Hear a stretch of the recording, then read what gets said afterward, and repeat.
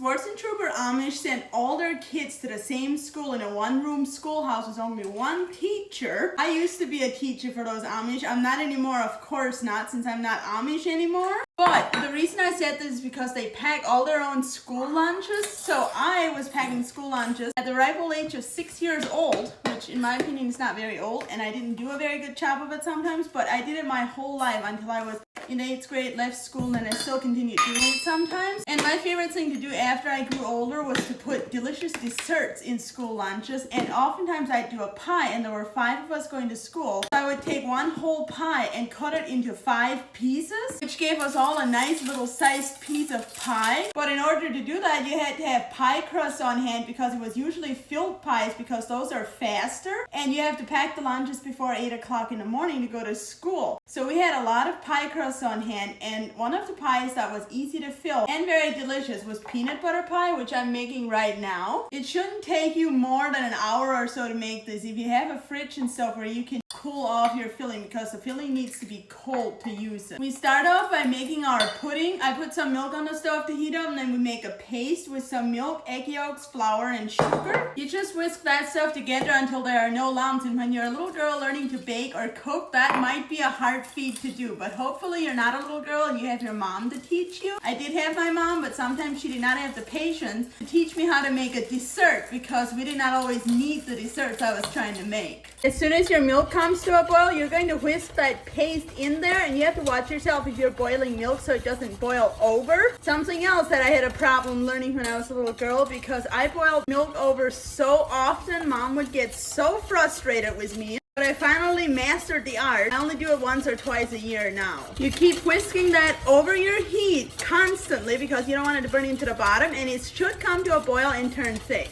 Once it turns thick and bubbly, we're going to turn the heat off, and you can take it off the heat completely. I'm just going to set mine on the edge of the stove here. Then we're going to take our salt and put it in there, and it's very important that you use salt because that brings out the flavor a lot. Then we add our vanilla. We have like a vanilla pudding base, and we're going to add a little bit of peanut butter. Not much, just enough to give it a hint of a peanut butter flavor. Just stir that stuff in until the peanut butter is all melded into your pudding. Now I'm going to pour mine out into a bigger bowl so it cools off faster because I'm kind of in a hurry. My husband and my brother are coming home, and I want to feed them some peanut butter pie when they get here, so I better rush. While that filling is cooling now, we need to make our peanut butter crumbs because yes, we get more peanut butter in that pie than just a little bit that I put in the filling. It takes some powdered sugar. This pie is going to be pretty sweet. I always like to use organic powdered sugar so I can say it's a little healthier. And no, I'm not measuring because I have been doing this for many, many years, and when I was a little kid, I never used a measurement growing up. My mom just one time told me kind of like the ratio is supposed to be, and that's what I used in my recipe in the cookbook, but whenever I make it, I do not use a recipe.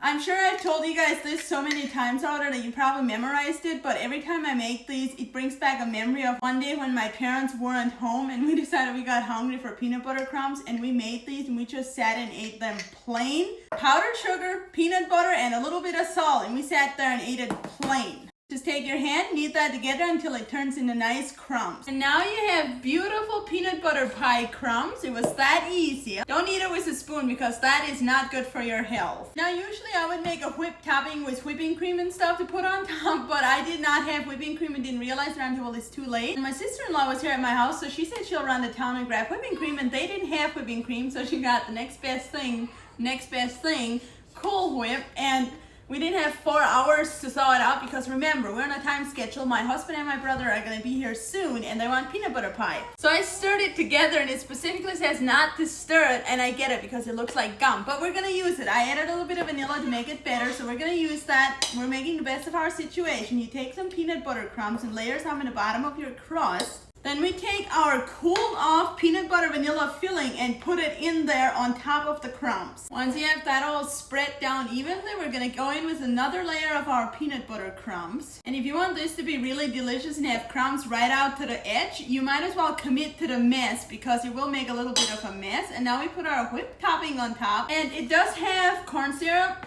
high fructose corn syrup, coloring, artificial flavoring, all the good stuff in it. So might as well go all in if we're being unhealthy, huh? Now we're gonna go in with another layer of the peanut butter crumbs, and I'm just going all in a glory mess with these things. Because I stirred that whipped topping up, it is retaliating and it is making a big mess and dripping off, but I think it'll still be good. Now we're gonna cut a piece out, and in case you're wondering, it's been exactly an hour since I started making this pie, since I dumped my milk in my container to make my pudding. It's been an hour. And my sister-in-law had to run to town to get whipped topping instead of making it at home, which would take significantly less time. Well, this is your ad for Cool Whip. It does not work if you're in a rush, so don't attempt it. Make sure you have at least 5 hours or more to let it thaw maybe. And because our Cool Whip is so runny, the pie looks kind of messy. I am not doubting that it's still gonna be good, so let's take a bite and make sure.